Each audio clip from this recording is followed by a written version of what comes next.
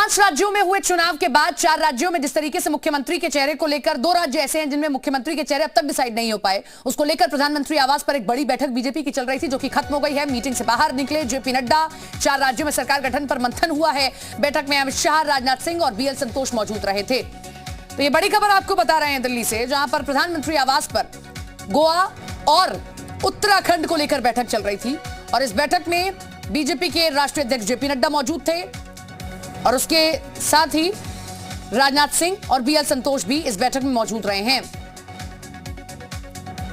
बैठक खत्म हो गई है।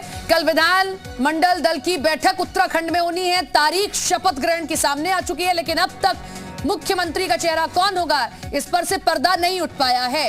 आज पुष्कर सिंह धामी दिल्ली में थे, लगातार मैराथन बैठक होती रही, लेकिन इसके बाद अब वो उत्तराखंड रवाना हो गए हैं और इस बैठक में यह माना जा रहा है कि आला कमान ने मोहर जरूर लगा दी है और कल जब विधानमंडल दल की बैठक होगी, सभी विधायक अपने विधायक दल का नेता चुनेंगे, तब तस्वीर साफ हो जाएगी कि आखिर कौन होगा उत्तराखंड का नया मुखिया। इस दंगल को आखिर कौन जीतता है जो मुख्यमंत्री के लिए लगातार रेस चल रही है, जिसमें कई सारे नाम दौड़ रहे हैं। उस दौड़ में कौन आगे निकलता है, आला कमान को कौन भाया है।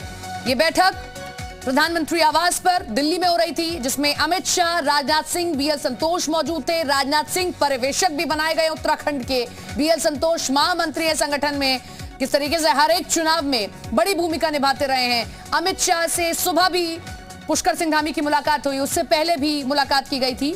तो अब माना जा रहा है कि उत्तराखंड के मुख्यमंत्री का नाम भी डिसाइड कर लिया गया है। अंकित हमारे साथ, हमारे सहयोगी जुड़ रहे हैं, उनका रुख कर लेते हैं। अंकित, देर रात ये बैठक खत्म होती है, बहुत लंबी बैठक रही है, 2-3 घंटे की ये बैठक। अब समझ सकते हैं कि कल मुख्यमंत्री के चेहरे से पर्दा हट जाएगा।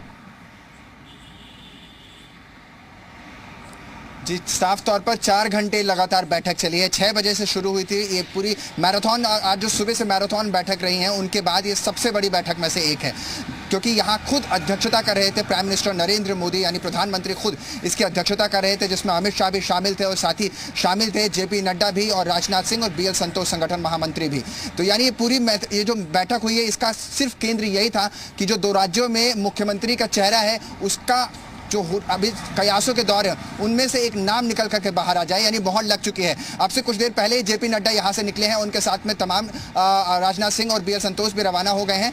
अभी अंदर इस समय अमित शाह मौजूद हैं। ये बताया जा रहा है कि अमित शाह भी इस समय अंदर ही हैं और अभी अमित शाह और प्रधानमंत्री नरेंद्र मोदी की बात चली है, कुछ देर में वो भी निकल सकते हैं। लेकिन अब ये जो नामों को लेकर के चर्चा थी, जो सुबह से या यूँ कहें 10 तारीख के बाद से ही पूरी तरह से लॉबिंग शुरू हो गई थी उत्तराखंड में, अब उस पर कहीं ना कहीं अंतिम मोहर लग गई है। सुबह जब राजनाथ सिंह यहाँ से कूच करेंगे उत्तराखंड के लिए, तो उत्तराखंड को एक तरीके से कहें तो अखंड सरकार मिलने वाली है। जो उसका स्वरूप होगा, उसका जो चेहरा होगा, वो पता लग जाएगा। यानी कल का दिन बहुत दिलचस्प होने वाला है, राजनीतिक लिहाज से भी और उत्तराखंड के लिहाज से भी। साथ ही साथ उत्तर प्रदेश में जो एमएलए होने वाले हैं, यानी जो मंत्रियों को शामिल होना है मंत्रिमंडल में, उनके भी नाम की आज पूरी लिस्ट तैयार हो चुकी है। यानी 3 राज्यों पर जो मंथन था, उससे अब अमृत निकलने वाला है, जो कल अलग अलग क्षेत्रों में अलग अलग स्तर पर जाने वाला है। और सबकी नज़र कल होने वाली है उत्तराखंड पर, क्योंकि इस मीटिंग से उत्तराखंड के लिए एक संदेश जाने वाला है और वो संदेश इस रूप में होगा कि बीजेपी ने अपनी जीत भी हासिल करी है। सभी समीकरणों को लगातार ये देखा जा रहा था, जो अभी हमने देखा कि प्रधानमंत्री आवास पर हुई है, जो जानकारी आप भी दे रहे हैं। निश्चित तौर पर